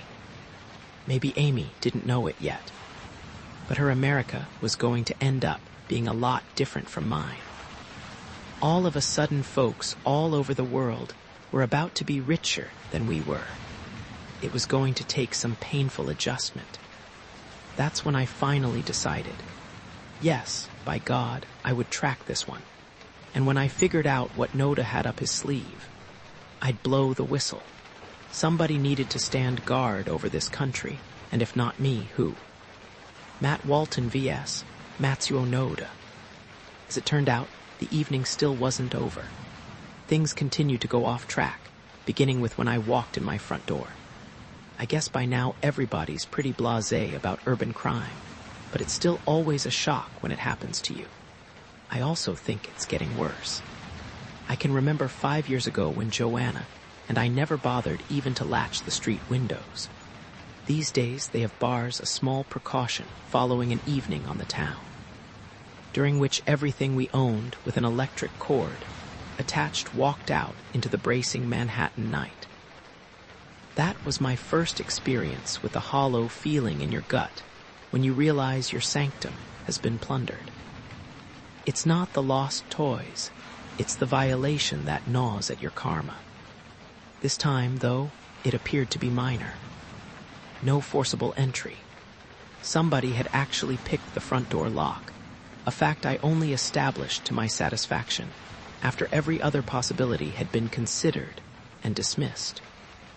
Truthfully, I probably wouldn't have noticed anything at all that night, if not for a wayward train of thought on the way home. I'd been meditating on a particular sword in my collection, a katana, which was totally without distinction, except for a little oral history. Reportedly, the blade once tasted blood in a rather arcane episode. Noda probably would have approved. The story was, the samurai who'd commissioned it decided he liked it so much he didn't want the swordsmith telling anybody how he'd forged it. So after he'd thanked the guy graciously, deep bows and all the rest, he picked up the sword, bowed one more time, and then hauled back and sliced him in half, clean as a whistle. The kesa stroke left collarbone straight through the right hip. It said a samurai could do things such as that in the old days. My meeting with Noda had made me want to look it over, to refresh my memory concerning that Japanese capacity for the unexpected. So after I let myself in through the front foyer, I tossed my raincoat over a banister, headed down to the kitchen to pour myself a nightcap, and proceeded upstairs to the office. I clicked on the light, and then, Jesus, the place had been trashed. Drawers open, files. Tipped over, piles of paper askew. After the first numbing shock, that perception delay your senses impose before you can actually accept what you're seeing, I quickly started taking inventory. Okay, what did they get this time?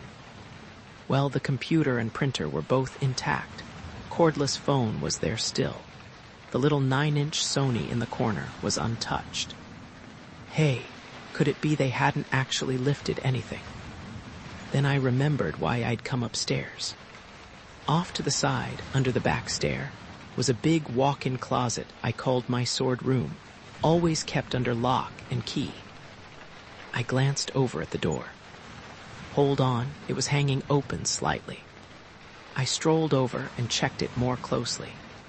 The mechanism had been jimmied professionally, but with enough force that the metal frame around the door was askew. Not a blatant entry, but a determined one. My heart skipped a beat. That's why they didn't bother with TVs. These guys knew where the real action was, the lightweight, very expensive loot. I opened the door, took a deep breath, and felt for the light. You could have heard my sigh of relief all the way out in the street. From the looks of it, nothing was missing here either. Be sure now, I quickly glanced down the racks, mentally cataloging the pieces. Everything had a place, and all the places were still full. Strange. This stuff was worth thousands. Burglars break in to steal, so what happened? Maybe something scared them off. My sheepdog Benjamin, the fearless terror of the streets. He was now snoring at the foot of the stairs, but who knows? Walton, you lucky stiff. This could have been a major hit. I cursed at the thought of having to have the door and lock repaired. Made a mental note to remember to call the locksmith over by Sheridan Square in the morning, and pushed the damaged door closed. What a hell of a night. I pulled the Sotheby's catalog out of my pocket, recalling the auction that had inaugurated this fateful evening, and turned to chuck it in the file cabinet where I kept all the records for my hobby. Prices, news clippings, correspondence, the rest. The cabinet, one of those cheap tin jobs you buy at discount office supply places, was slightly askew. What's this? I yanked open the top drawer and saw chaos. Uh-oh. I went down the row checking. Tell you one thing, my intruders had been thorough. Every drawer was a mess, just like the office. Then I got to the bottom, the one with backup data on the collection. Appraisals, provenance of the pieces, that kind of thing. It was empty. But of course, any pro would know that half the value of a collection such as this would be in all the documentation. Which meant my methodical thieves were no dummies. They'd started with the paperwork, the valuations, and authenticity info. Which meant they weren't through. I must have interrupted there. My God, they could still be here. I edged for the phone and punched 911, the police emergency number. Next, I went back and pulled down a sword, just for protection, and swept the empty house. It was all nice and tidy. Finally, New York's men in blue showed, an overweight Irishman and his Puerto Rican partner, both with mustaches. I actually knew them, having once received a ticket for walking Ben off the leash. We went through the formalities, lots of questions with no answers worth writing down, and then they offered to send around a fingerprint squad in the morning. Sure, why not? And you'd better get new locks for this place. Mr. Walton, right. We all thanked each other and I saw them out. Then I headed back down to the kitchen. What was this all about? Stealing files? Papers? Those documents, lovingly and painstakingly assembled, were what made the swords somehow uniquely a part of my life. Something that actually wasn't going to decide to take a hike the next week. The stuff had no value to anybody except Matt Walton. Or so I thought.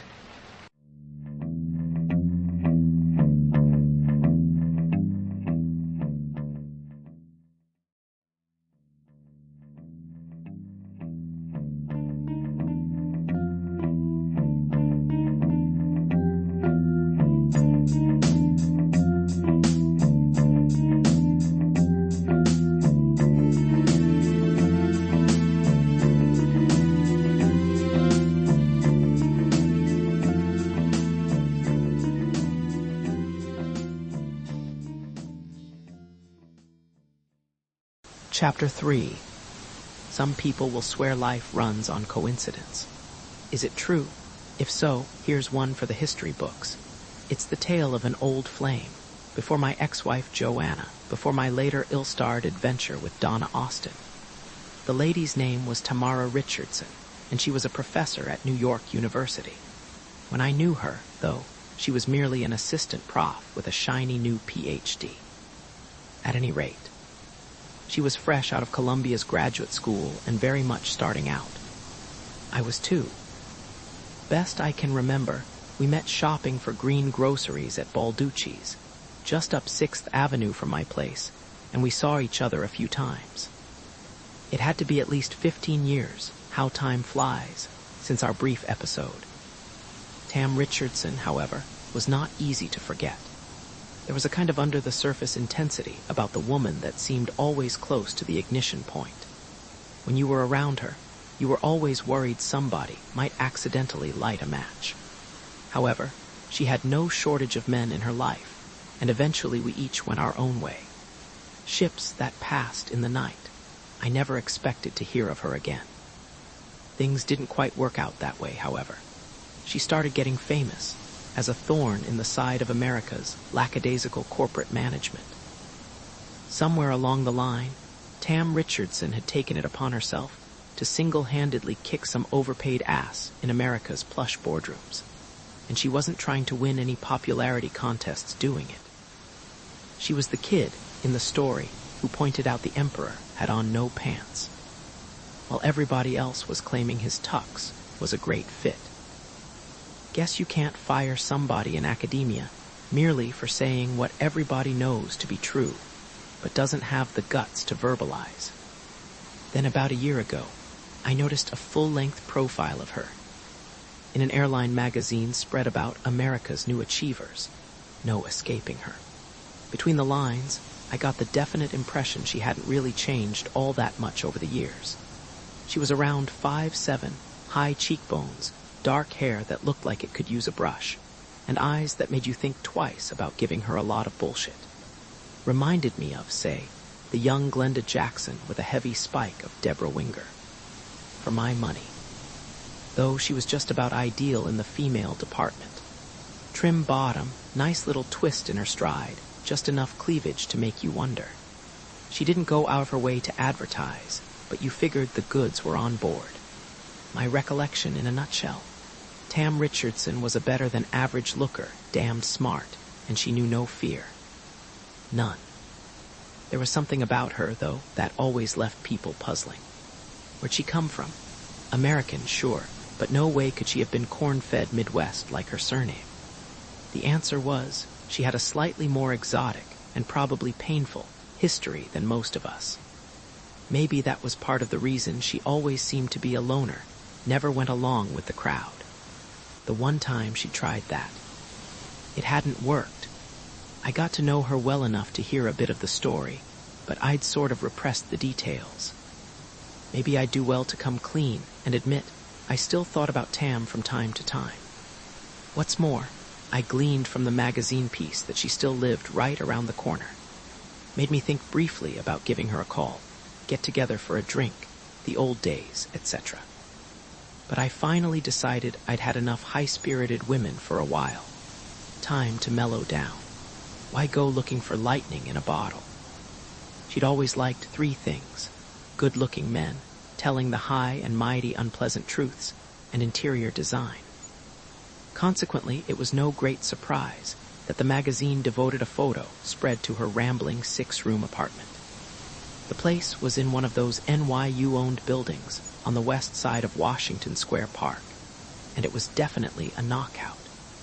She'd played off the old classic interior, a generously proportioned 30s layout, turning it into an environment that blended technology and design. Not for Tam, though. The utilitarian high-tech looked so trendy a few years back. No ugly, state-of-the-art machines. It was eclectic modernism here, deco there. Take her library office. I smiled when I noticed that next to the latest IBM PC was a streamlined Raymond Loewy-designed calculator, pure 30s. Same old Tam. On the other hand, just to keep it all from getting too serious, she also had a collection of kitschy salt and pepper shakers scattered among the books, a dog peeing against a hydrant, a naked babe with spicy boobs. She told the writer it was her tribute to America. The place was everything she was, a potpourri of the world, a mishmash of styles, and she clearly loved it. I probably missed a good half of the insider gags, this outrage up against that one, but I must say she brought it off with appreciable elan. Truthfully, the place was a perfect reflection of the Tam I remembered, a woman who did her own thing. She was now, so it said, a full professor at the university. Undoubtedly, she deserved it. She was also director of their new Center for Applied Technology, which she'd founded. When the interviewer asked her which department the center was under, she'd apparently shrugged and said certain people at the university wanted to bring it in under the School of Business. But the center had outside funding, was doing vital work, and she was darn well going to stay independent. Whoops, that Balsy crack, although perfectly in character, meant she was now giving the back of her hand to university politics.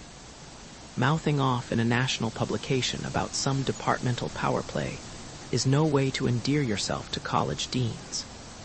It lays bare all their petty empire building. Didn't seem to worry her, though. Just like in the old days, she said exactly what she was thinking and let the chips tumble. Her major occupation in recent years, as anybody who reads the op-ed pages around the country knows, was to shame American executives into getting off their duffs, to make them start diverting some of their executive perks into the serious problem of getting this country competitive again. She had plenty of ideas where the corporate jet money could be better invested. Over the years, she'd knocked out half a dozen books on technology and the American workplace office automation, computer-aided design and engineering, robots, and computer-integrated manufacturing, that kind of thing. Tam Richardson still believed America could whip the world, but it would take more than speeches and flag-waving. Her latest expose of America's corporate fat cats, which actually got a sidebar in the story, claimed they'd better start cutting their million-dollar salaries and putting the money into creating American jobs. Or we'd all soon end up fetching coffee for the new Pacific Rim dynamos and buying our goodies at East Asia's company store. Only she didn't bother to say it that nicely. Worse than that, the book actually supplied a long list of America's more notoriously overpaid CEO. I suspect there were a lot of corporate contributors to the university who just as soon seen her muzzled. Good luck, Tam. Now the coincidence. The Saturday following my Friday night episode with the inscrutable president of Nippon, Inc., An event occurred that would soon bring Tam Richardson back into my life. Random luck? Fate? Anybody's guess. As it turned out, however, while I was on the phone leaving messages at country clubs for the building's attorneys, a mere 5 blocks away from my place, Dr. Tamara Richardson was putting the final touches on preparations for an evening dinner party destined to throw us together again only weeks later. The dinner was supposed to be strictly social, to celebrate the beginning of her sabbatical academic talk for a year off with 3/4 pay. There were a few dinner debts to square away, so the timing was perfect. She had several articles lined up. She'd finally axed a stormy year-long affair with a colleague in economics named David Mason, and she was scheduled to begin a book on intelligent robots.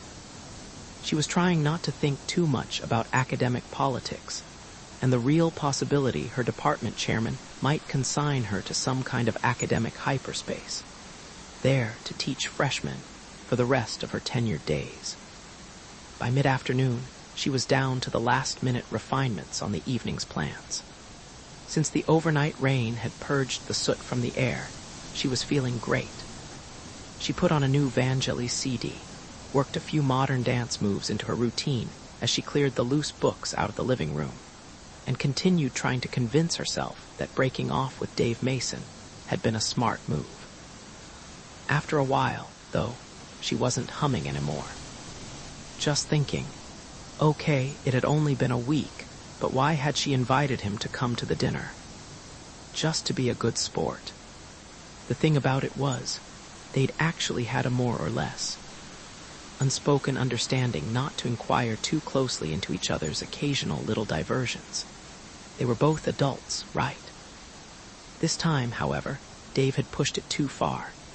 He'd finally broken the rules, bringing one of his admiring grad students up to her apartment. She bumped into them coming down in the elevator, and this one was a prize stage makeup, bleached hair, the works. Out of bounds. She'd nailed him right there in her marble lobby. You want to bang some queen's debutante, you'd better not be doing it here. This place is my home. She then told him to pack. The apartment was hers, and she wanted all signs of him out by Monday. Then she'd invited him back for the dinner. Why? Could Humpty Dumpty be put back together again? Crack eggs, make an omelet. She half smiled at the odd way your mind connects absurdities when you're a little overworked. That was when the phone rang. Was it Dave, dropping out at the last minute to prove he could still piss her off one more time? She headed for the kitchen, so she could at least chop some veggies while they argued for half an hour on the phone. It wasn't Dave. Instead, it was a scratchy old voice, one she loved. Shouting into a cell phone at Kennedy was Alan Stern, who announced in his staccato tones that he'd just stepped off a JAL flight fresh from some conference in Tokyo. He had to see her tonight. Tonight, when it rains, it pours, she thought. Alan, I'd love to, but I'm having some people in from school. What? Well, sure, nothing that special. Alan, I adore you dearly, but you wouldn't know any of the... Okay. Can you get down by 8? See you then, Tamara. You're a dear. Stern was an old friend, and a guy everybody in the country had probably heard of vaguely. Any freshman in computer science could tell you he was one of the unofficial founders of the field known as artificial intelligence, now usually shortened to AI. As it happened, she had convinced him the previous spring that they ought to collaborate on a book about the growing use of smart robots in the workplace. But for some reason, his input had never made it past the talking stage. She decided just to go ahead on her own with the writing. Well, she thought, maybe he's decided to pitch in after all. Great. That would mean it might be adopted for a lot of college courses. Alan had plenty of respectability with the establishment. He was probably the closest friend she had, her mentor almost. They went back to a Denver conference 15 years ago when he'd stood up in a session. and challenged the conclusion of the very first paper she ever gave, though he'd come in midway through. Even then, he had been a powerhouse in Washington, chairing one of the technical committees that reviewed federal grant applications submitted by university researchers. The inside talk on campuses was, love him or hate him, but think twice before you cross the opinionated bastard. She was so mad she didn't care. She had sidled up to him at the coffee break and introduced herself, saying what an honor it was to meet a scholar so highly regarded, a man whose reputation was so well established. He nodded in absent acknowledgement, sipped at his styrofoam cup, and stared over her shoulder. She then proceeded to advise the celebrated Alan Stern that he'd missed the whole thrust of her talk, which she'd explained in the introduction. And furthermore, judging from the data at hand, he struck her as a pompous asshole. Such forthrightness, which was entirely new to Dr. Alan Stern's sheltered existence, so astonished him he apologized on the spot. By week's end, he was trying to recruit her out to Stanford. He still was. Alan was always punctual to the minute, and that Saturday night was no exception. The doorman downstairs announced him at 8 sharp. When she met him at the elevator, her first impression was he looked a trifle worn down. America's foremost futurist was gaunt, as always, but his trademark shock of white hair streamed over a lined face that was more than usually haggard. His hard eyes, which could bore through screw-off congressional staffers like a pair of Black & Decker drills, were actually bloodshot. In short, the man looked awful. Then she remembered he'd just come in on the 747 directly from Narita, into the teeth of the latest baggage handler's slowdown at Kennedy. Give the poor old guy a break. She made him a drink and then asked, "Okay, Alan, what's up?" "Later, Tamara, it's a long story," with which he lapsed silent, very out of character. About then everybody else started coming up, reasonably on time, since Tam was known far and wide to hate the concept of fashionably late. Also, she was a great cook.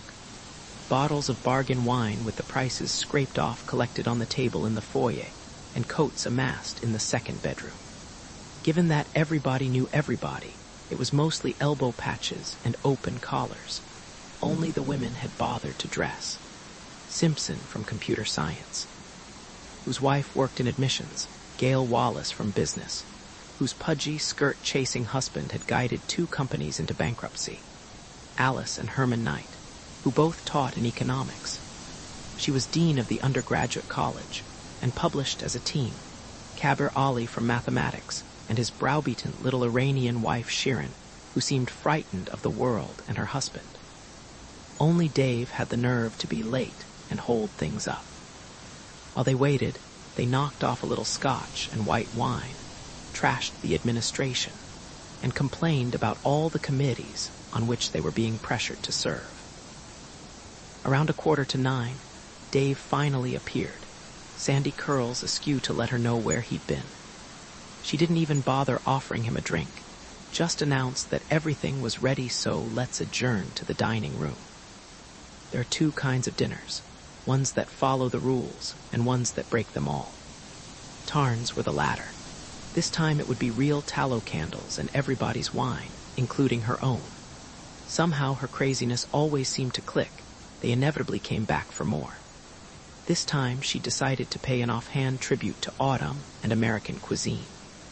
Cheddar cheese soup marinated Autumnelli's quail, broiled with fresh sage. Sweet potato fritters and baby peas, homemade corn bread.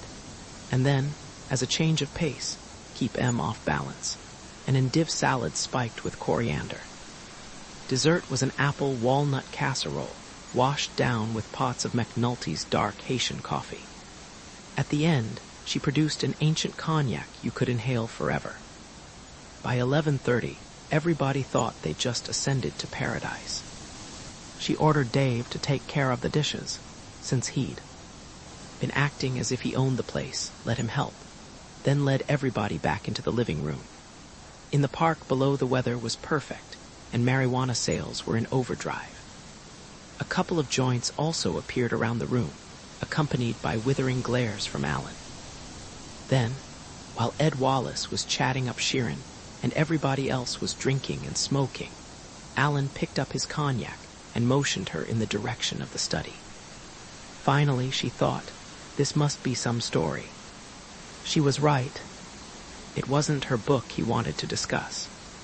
Instead, he wanted to tell her about what he'd just seen and not seen in Tokyo. Loved dinner. He settled into a leather chair, the one next to her long bookcase, and drained his snifter. I was afraid I was turning into a fish over there. He laughed, but only briefly. Social hour was over.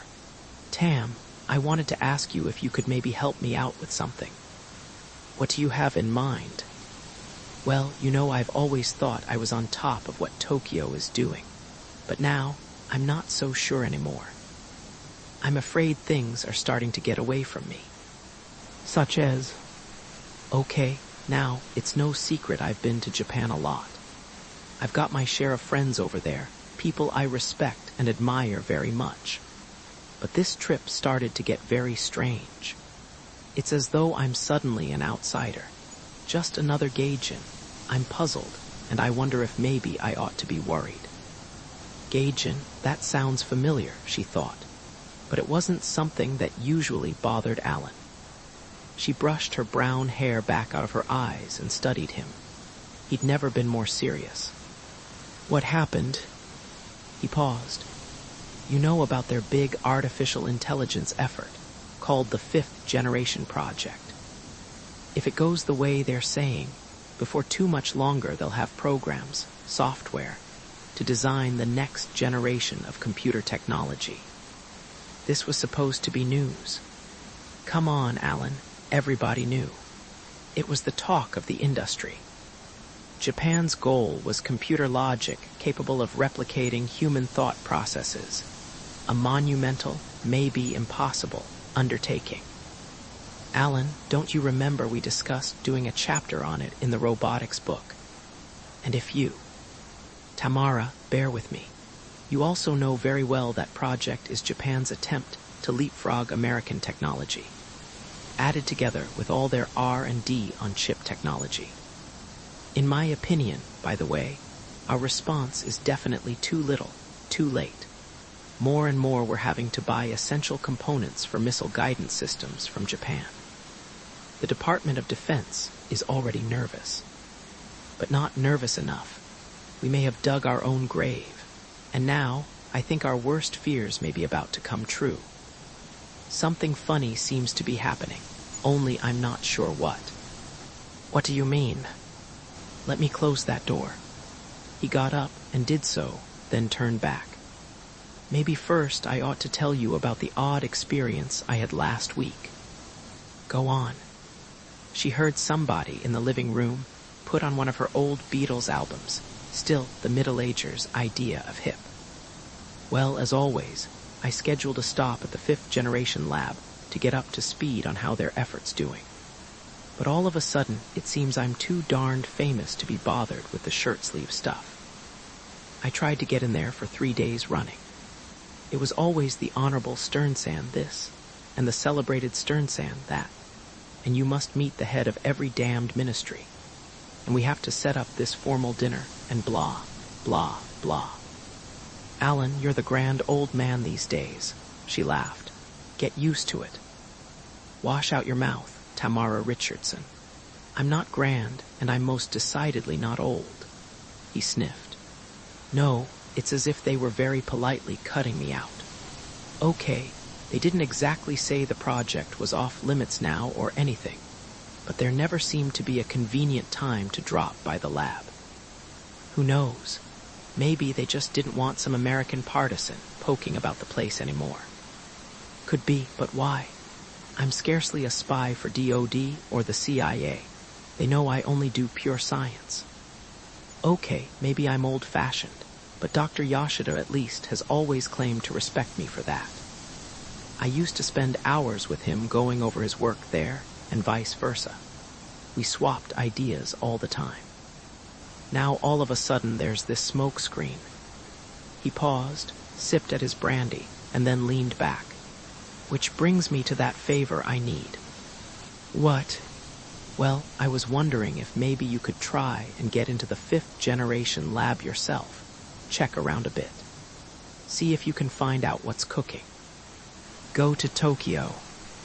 I realize it's a lot to ask, but who else can I turn to? Tam, you're the only person I know who could pull this off. You know the technology, and they respect you. Also, you understand the language. Maybe you can cut through all the politeness and the translated PR. If you'd like a little per diem, I'll see if I can't shake loose the money from somewhere. Alan, really?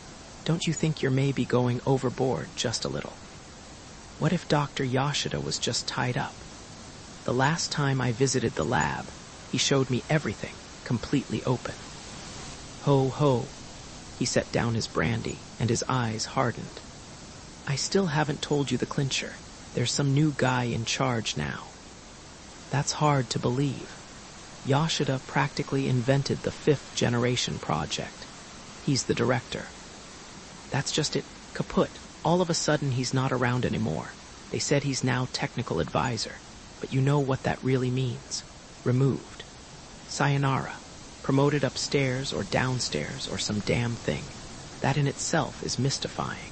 He's one of the most competent. Oh, hell, the man is a genius. Why would they do that? Very strange. Exactly, but now he's out. Couldn't even see me. On vacation. The new director is some bureaucrat by the name of Asano. I spent a little time with the man, and I can testify he's a smoothie. Lots of pious generalities about technical cooperation, but I got the distinct feeling he didn't want to talk details with me. Actually, I wondered if maybe he wasn't even a bit afraid to say anything. Asano, oh shit. She took a deep breath. Was his name Kenji Asano? Ken, right, that's his first name. Maybe you know him. I think he used to be a flunky with some government bureau. Over there. But now, he's just been put in charge of the 5th generation work. It's more than a little curious. She puzzled a minute. From what she knew about the 5th generation, and about Kenji Asano, he had a lot more important things to do than run the lab. The government bureau he worked for was none other than MIDI, the Ministry of International Trade and Industry.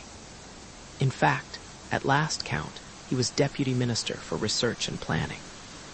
A top-ranked executive slot. Could this mean that Japan's ambitious artificial intelligence effort was being moved in on by MIDI, their industrial war room? Alan, I'll tell you the truth. You may not have heard, but I'm in a fight now at the university. I expect to win, but I've got a lot on my mind. Notes for the book. I can't just suddenly. Tam, I need your help. Look, maybe they've had some new breakthrough that none of us ever imagined. He paused. Just between us, I lifted a strange, meaty memo I found lying around an office when Asana took me on an escorted tour up to the labs at Tsukuba Science City. She looked at him. Was it classified? How would I know? There was something about it. My sixth sense told me it was a document nobody was supposed to see. When I get back to Stanford, I plan to have a postdoc over in physics make me a quick translation. It was very unlike Alan to walk off with confidential memos, uninvited. Which could only mean he must suspect something he wasn't telling. You'd better give me the whole story. Not now, not yet. It's only guesswork, Tam. He glanced away. Nothing to bore you with at the moment, but if you can find out anything, we'll write it up as a report I can circulate around the hill. This could be important, believe me. Already Cray has started having to buy critical chips for its supercomputers from Japan. And while the Department of Defense is pouring billions into research on semiconductors that will withstand nuclear radiation, Japan is forging ahead on speed and miniaturization, what really counts. I think they could be about to have us by the balls, pardon my French, if they've somehow incorporated AI. Alan, it doesn't add up. I once met Asano. In fact, it was a couple of years ago at that Kyoto University symposium on Third World Industrialization. He spent a lot of time trying to pick my brain about our specialized silicon chip manufacturing here. But he wasn't the slightest bit interested in artificial intelligence. Well, prepare yourself for a surprise. He's plenty interested now, and knowledgeable. But still, it's not like the Japanese to do something like this. Install some government guy to run an R&D program. That's certainly true. She strolled over, looked down upon the park, and began to want a brandy of her own as she chewed over the implications. Was Meaty setting up some new high-tech industrial assault? If the fifth generation had been taken over by Kenji and his planners? Alan, let me think about this for a couple of days. Don't think too long. I'm convinced somebody over there is suddenly in a very big hurry. I need to find out the real story. Am I just starting to go nuts in my old age? Well, make that my prime. He grasped her hand for emphasis. And you really should make it a point to see this Asano fellow. If you already know him from somewhere, I'd say that's even better. She started to respond, then stopped. She knew Kenji Asano all right. From a little episode at that conference, when he had invited the panel members of a session he chaired to a late-night tour of the endless tiny bars in Kyoto's Jin district. She remembered all the steaming sake and being ignored by flustered bar girls who were pretending that another woman wasn't around. They had no idea what to do about a member of their own sex therein. Their sanctuary of male flattery. Ken apparently had staged it mainly to watch their reaction, and hers. Part of the scene was that Ken Asano was actually something of a hunk, as westernized as they come and attractive in that way, seemingly reserved for men of great wealth or great power. He may have had both, but she was sure only about the second. Whenever he handed out that Meishi card with the meaty logo, even millionaire industrialists and bankers automatically bowed to the floor. A lot of sake later, after the other panel members had piled into a cab for their hotel, she decided to show Kenji Asano a few things about women he wouldn't learn from giggling bar girls. She'd always heard that Japanese men were pretty humdrum in bed, quick and self-centered, at least in the opinion of a woman she knew who'd done exhaustive field research on the topic. After her own experience with Ken, though, she wasn't so sure. Still, it had been a passing thing. The next morning she awoke in her own room in the Kyoto International, and half tried to tell herself it hadn't really happened, just a dream, a chimera of the sultry Kyoto night, brought on by all those quaint little side streets and red paper lanterns. The truth was she still thought about him from time to time. He was a talented lover. She certainly recalled that part well enough, and he was a charmer. In fact, she could use a little of that charm right this minute. What she didn't admire was the organization he worked for, the infamous Meaty. Behind a smokescreen of fair trade rhetoric, Meaty's intentions clearly were to extinguish systematically Japan's world competition, industry by industry. And so far, they were batting 1,000. They'd never once failed to knock off a designated target. What was next? Had Meaty finally concluded that, down the road, intelligent computers could be the drive behind some massive shift in world power? Maybe she should go. She poured another dash of cognac for Alan, and they wandered back into the living room, just in time to see The Simpsons out. Everybody else followed except for Dave, now perched by the windows and glaring out into the dark. She decided to ignore him as she walked over, opened one a crack, and looked down. In the park below, commerce was tapering off, and the Jamaican Rastas had begun toting up receipts for the night. No sounds, except the faint strains of reggae from a boombox. Funny, but every once in a while she'd stop everything and watch the kids in the playground down there. What to do?